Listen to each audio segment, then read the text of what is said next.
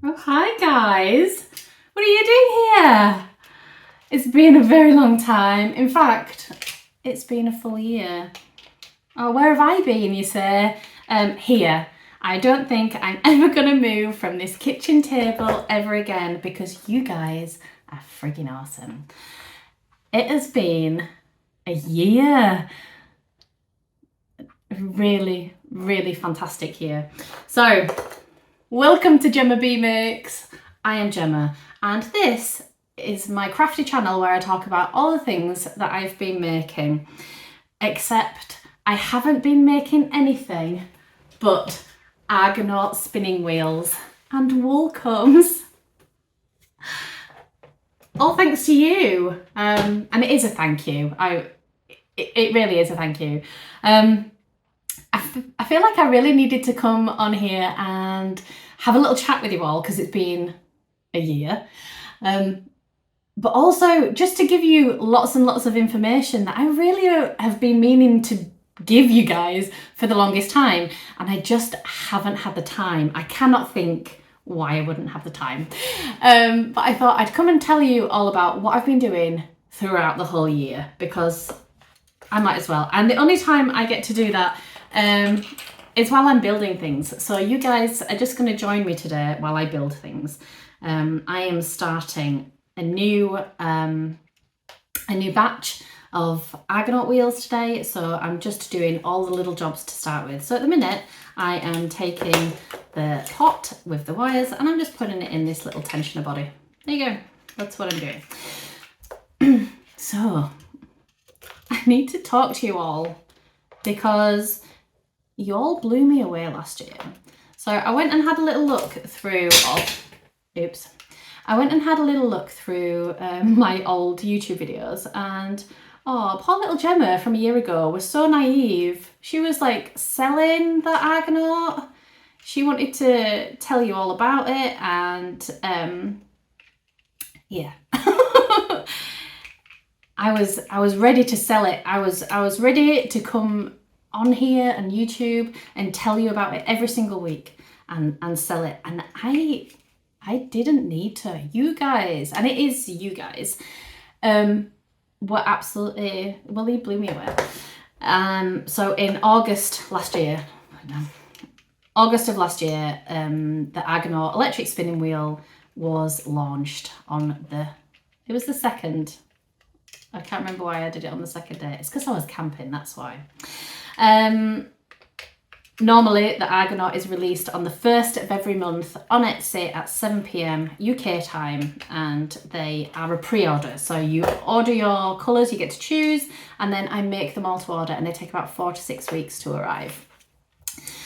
But last year, it was August. We were new, we were fresh, and so naive. I put the Argonauts up for sale in August and I think I sold 56 of them. And at that point I panicked a little bit and I had to turn everything off. And I worked my little butt off for the whole of August, which I may remind you is the school holidays. So my poor children last year, we still fit in all the holidays and the bits and bats, but I think I worked to about 10, 11 p.m. every single night and it overtook my life. So that is why we now do batches of 20.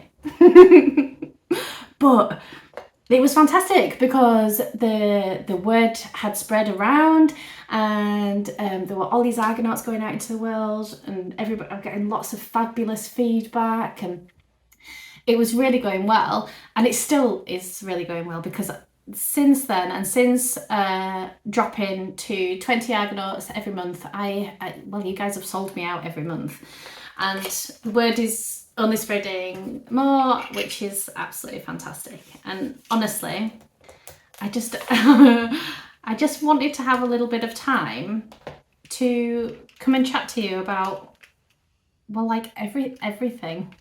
What have I been making? What have I been doing? Nothing, this. Okay, so what I actually wanted to do was come on here and tell you that the format of GemmaBeaMakes is going to change a little bit because my whole life has changed. Do you remember when I was like really loving life and studying?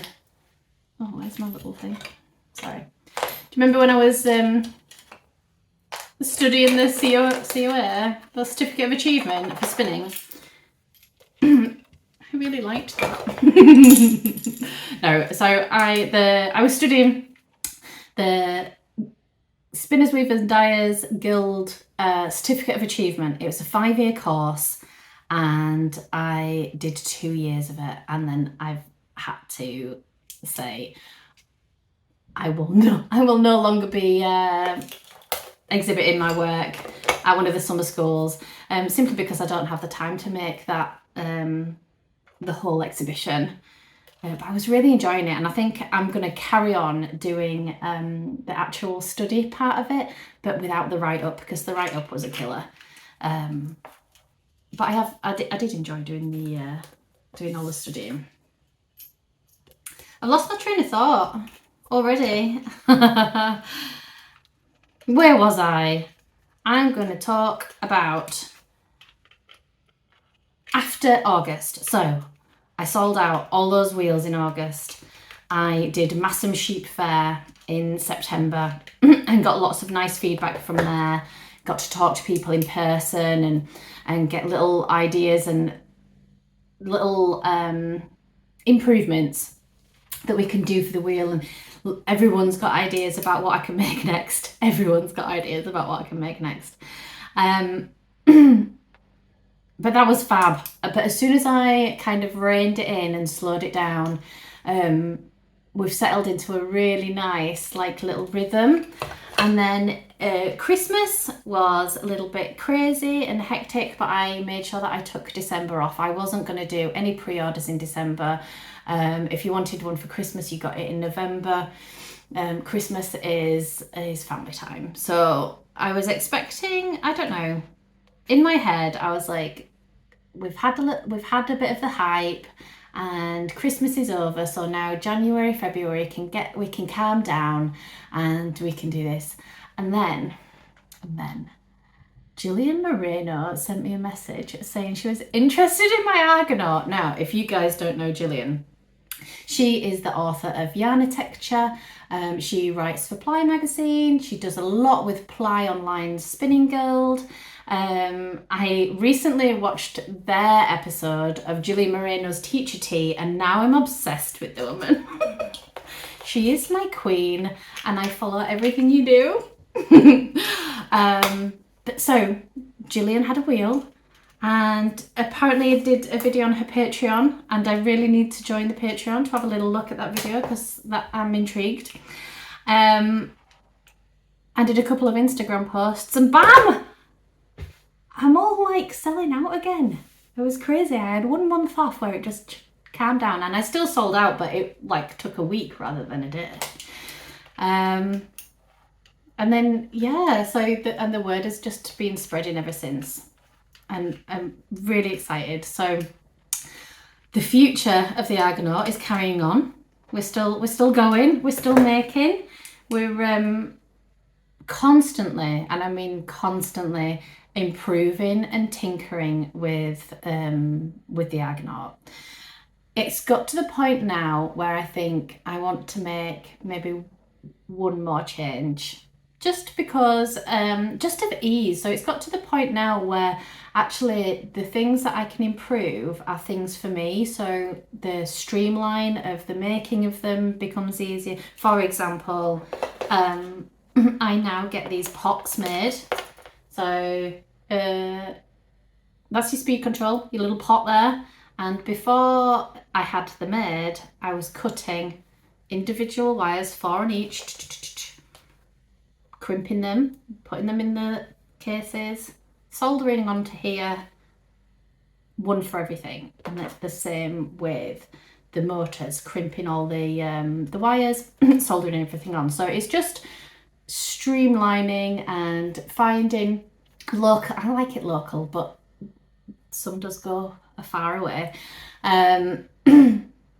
but just finding people that can help me out and just take that little bit of processing time off of me, so I can make a little bit more efficiently, and yeah, so it's streamlining. So I've got to the point now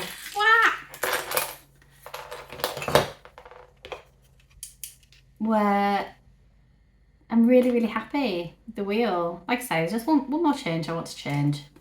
I'm looking for a higher quality. So everything that I change, I just want to change it for that little bit more of a higher quality without taking away, without putting a big price tag on it, you know? The point is affordability backed craft. So we don't want to, because yes, I could put a really expensive, high-end, beautiful motor on it, but it would increase the price by £40. So it's like, which do you want to do? You want reliability, you want it reliable, we want it quiet. We want streamline and efficient. You know, it needs to do what we want it to do really well. Okay, so just little tiny tweaks. For example, let me think of a little tiny tweak that we've made recently.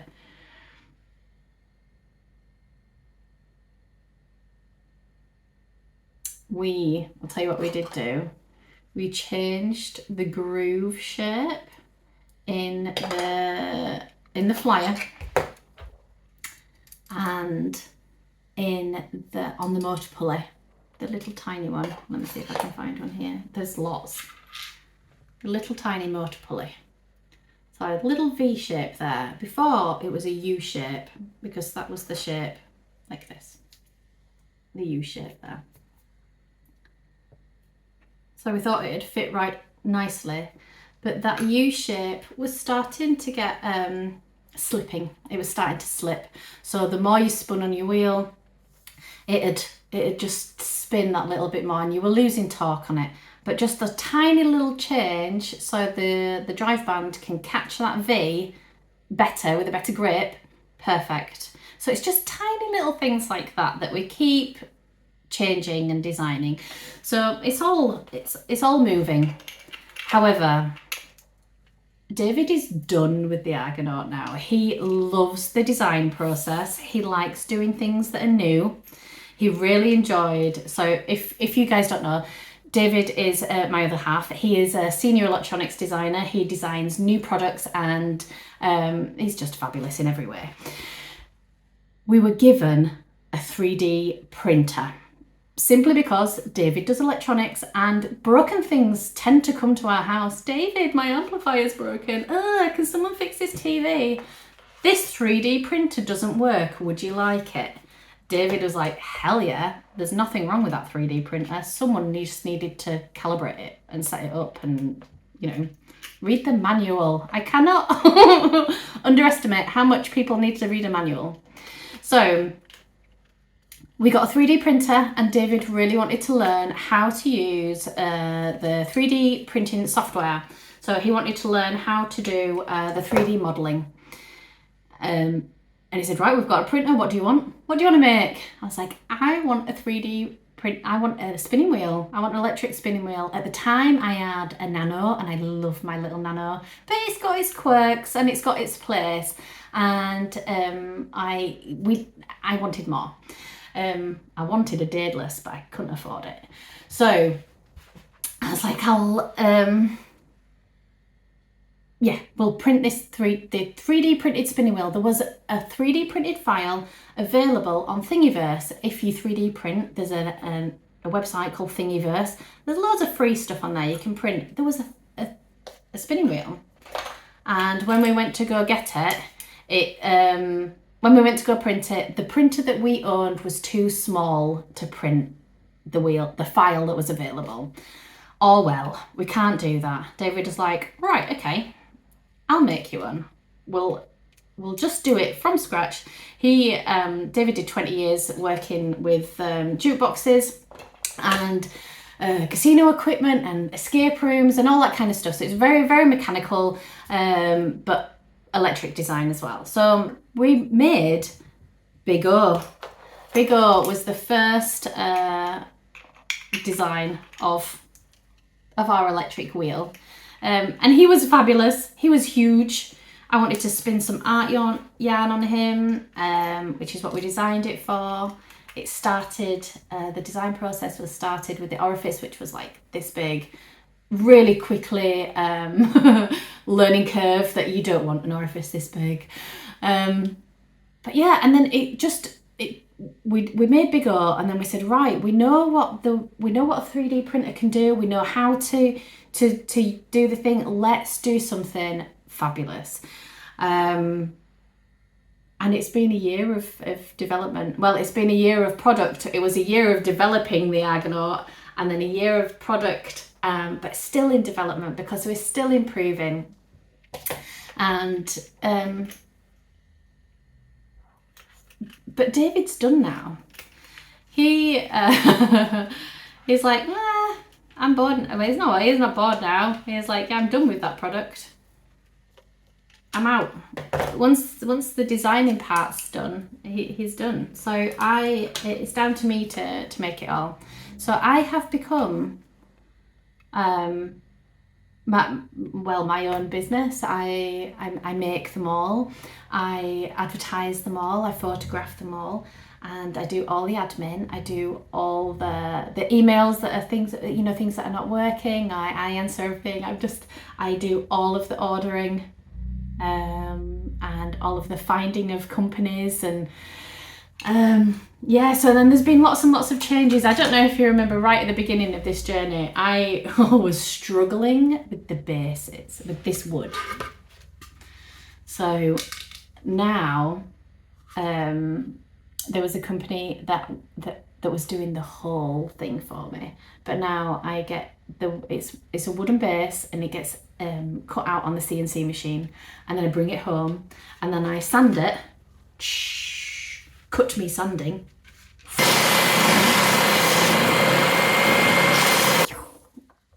And then I send it away to be coated in this really hard wearing coating.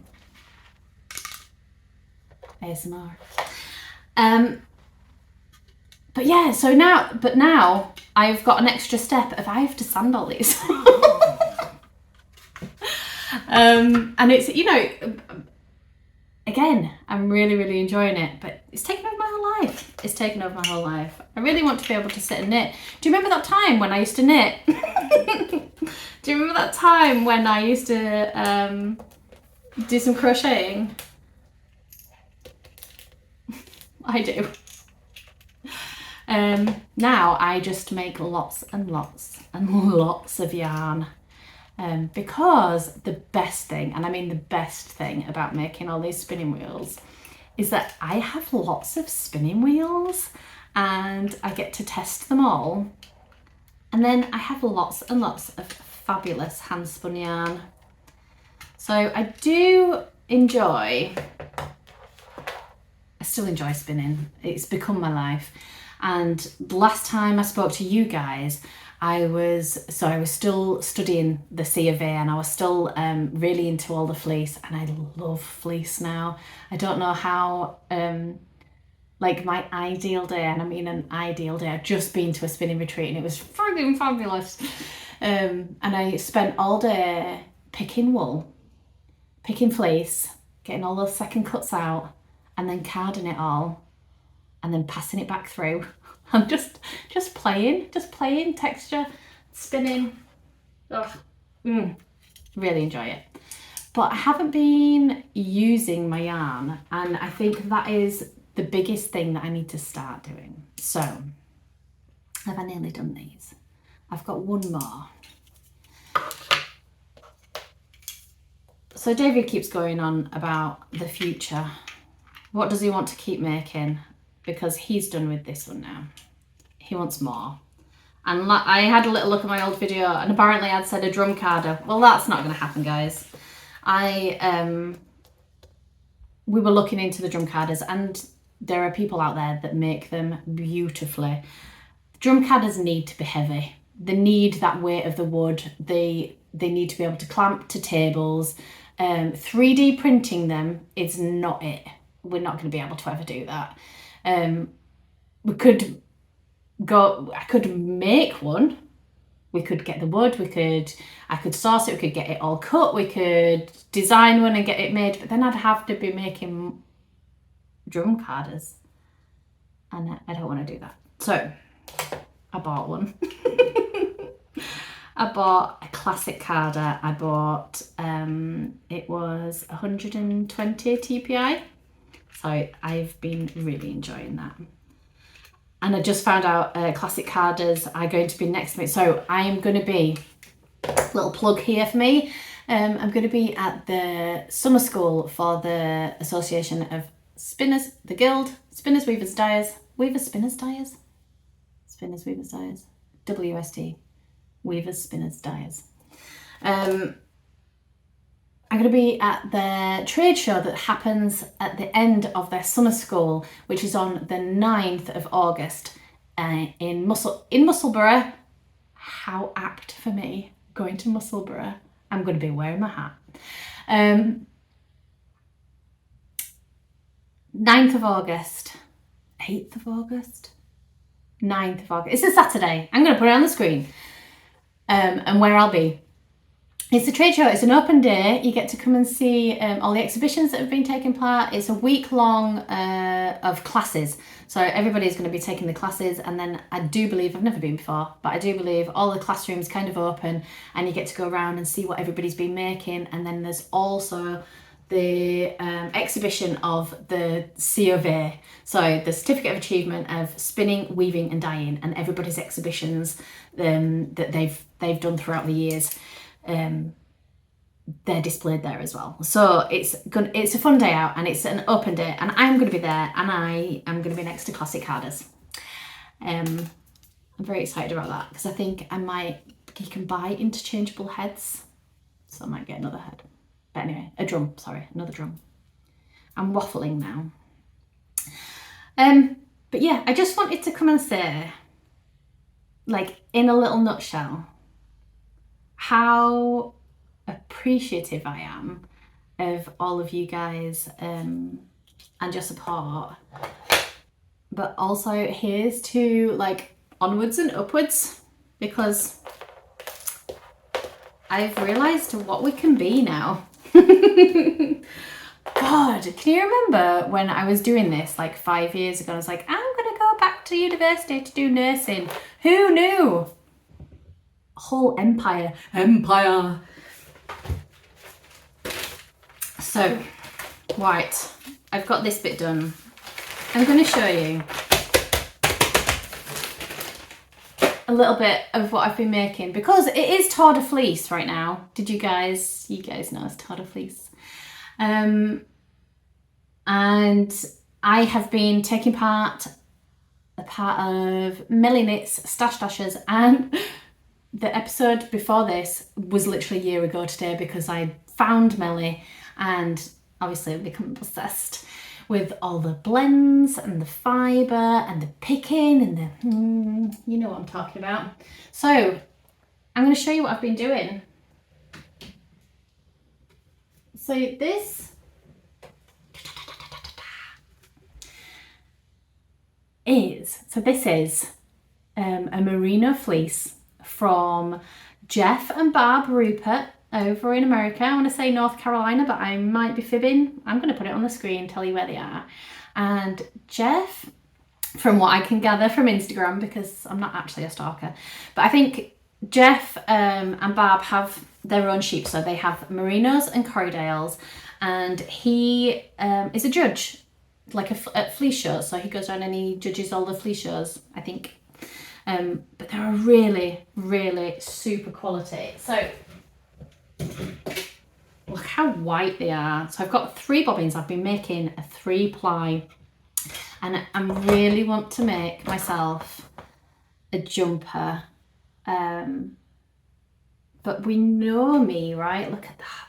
Look how nice it is. It's just like bloomed so well. It's turned into just like the softest, squishiest. It's just absolutely fabulous. It's absolutely fabulous. So my idea was a nice merino jumper, but this is so white. And while I want to keep it white because the colour's just fab, I'm not going to be able to keep a white jumper. But I literally throw my food down myself every time I eat it. And I mean every time. There's no saving it. So I think what I'm going to have to do is make a cardigan. So then at least I can flip it up and I'll just take it off when you're eating. And then it's going to stay white while ever it stays white. But then I might have to dye it. But I've really been enjoying spinning this. It just, because I'm spinning so fine, it is taking so long. But I've only got the tiniest bit of fleece left. So, excuse me. I need to do a little bit more carding, and then I can get back to spinning some more merino because I've spun, yeah, not enough yet. So I'm doing the full 3 bobbins, and I just keep picking whichever one's not got the least on it each time I pick up my spinning wheel, and just keep going until try and keep them even. Oh. But so as well as the merino, because the merino, while luxurious, is so plain, and I really enjoy colour. So this is my ultimate plug for Pete's Fibre Studio. Now Pete is a new dyer, but he's freaking fantastic.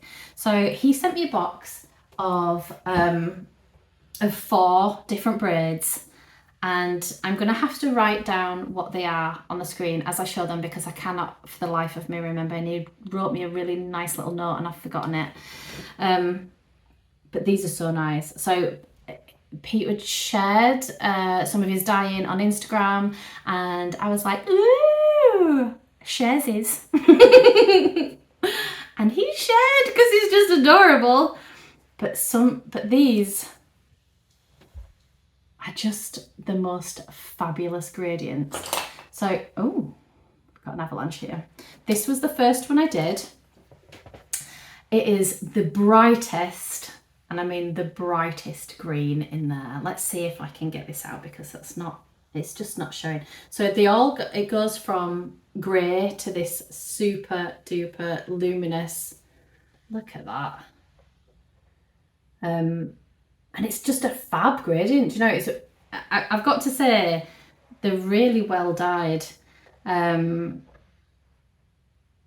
lot of the time when you buy in hand dyed fibre, it's my personal it's not a pet peeve, but it makes me go, not well done.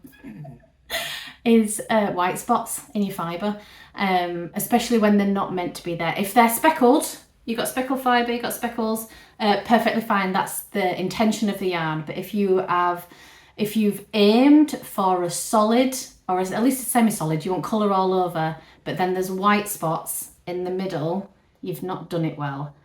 And there was not a one white spot. So this is the this one I saved best for last. So no, I'm going out of order. Look at this craziness. So that was green. This one was the red. Again, really nice split. So both of these skeins, both of them, I split right down the middle, and I just spun end to end and plied them together. They bloomed beautifully. And just spun really well. I really enjoyed them. And then I spun lots of merino, and then was like, right, I really need colour pop.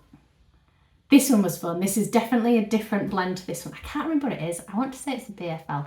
I'm going to put it on the screen. Was I right? Was it a BFL?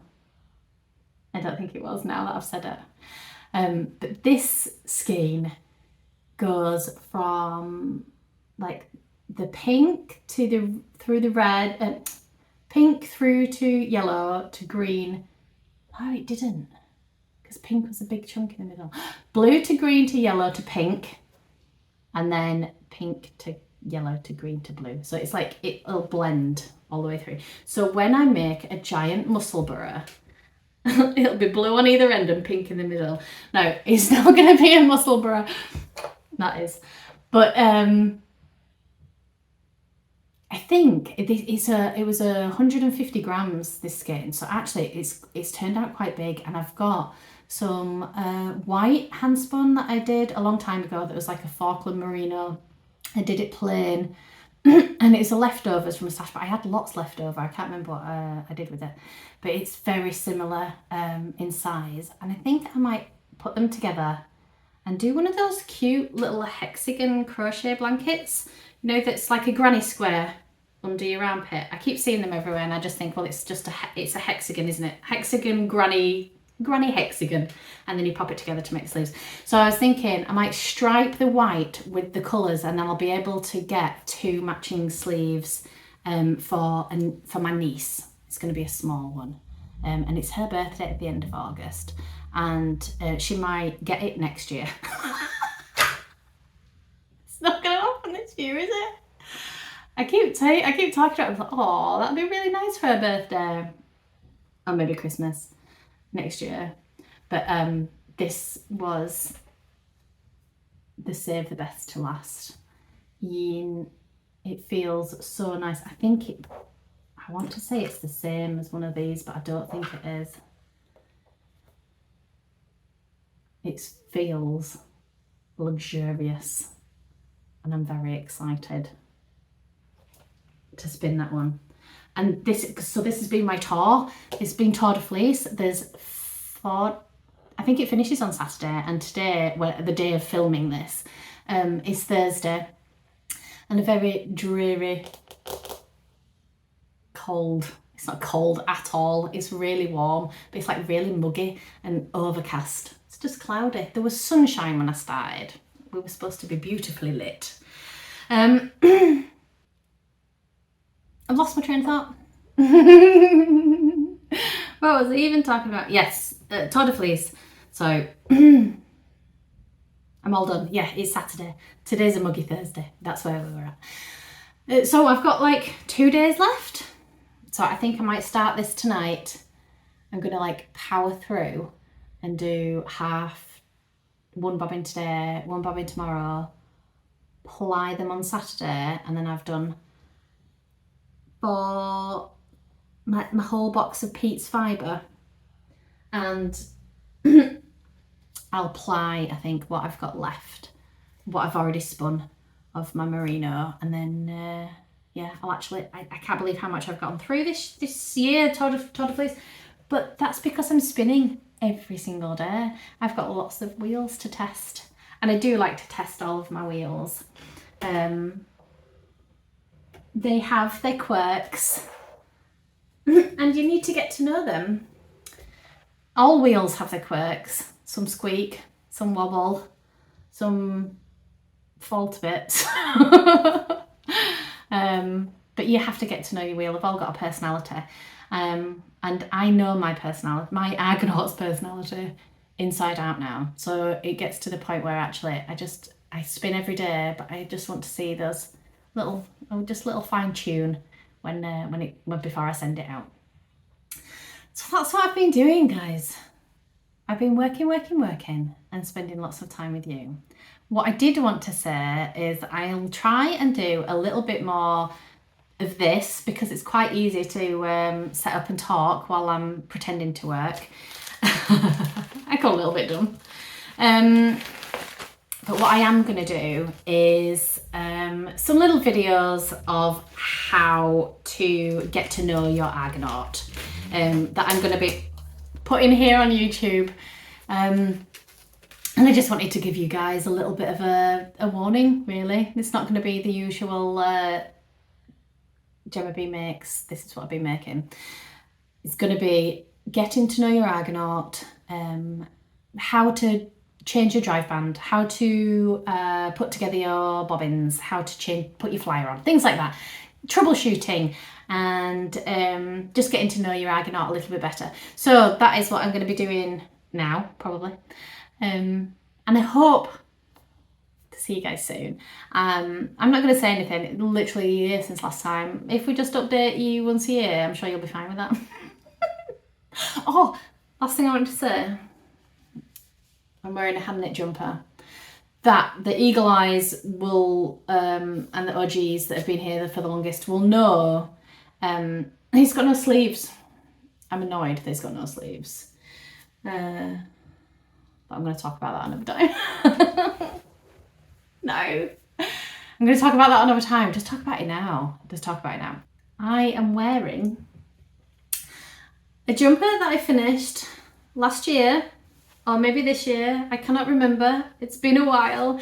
This is knit in Felicity Yarn Studios advent calendar that was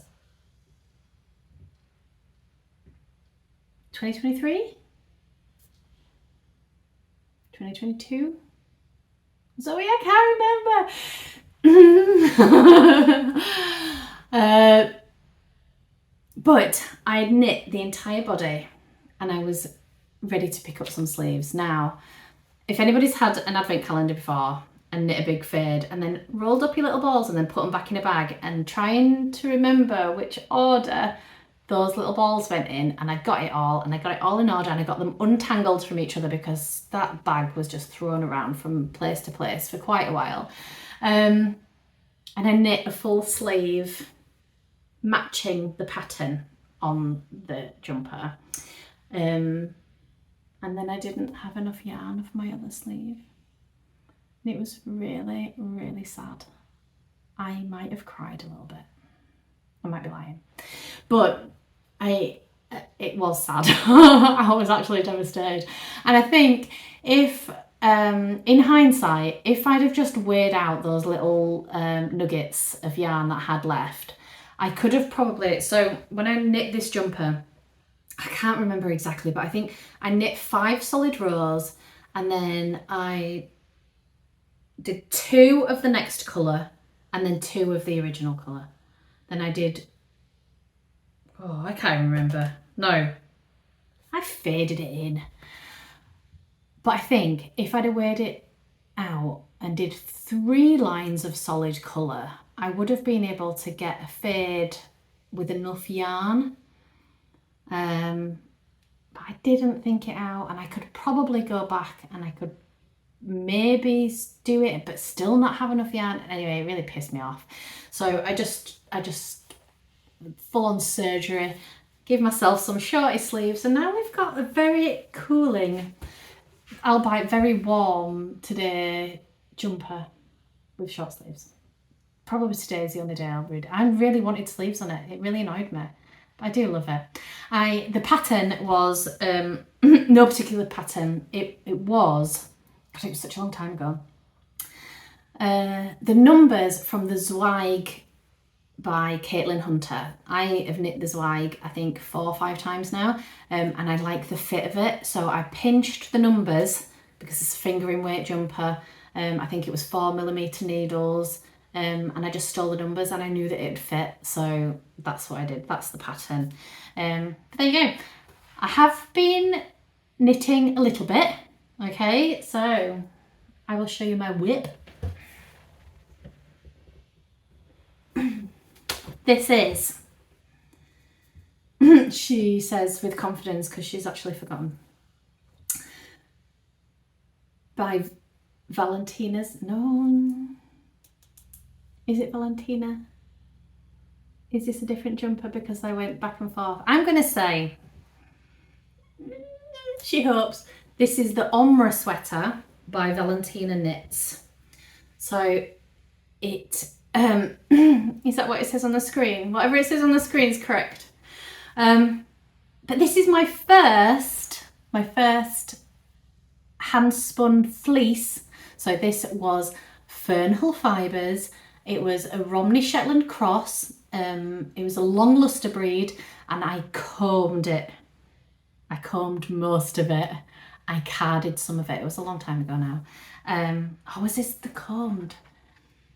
This was the yarn that I wanted to use as my final, for when I was studying certificate of achievement.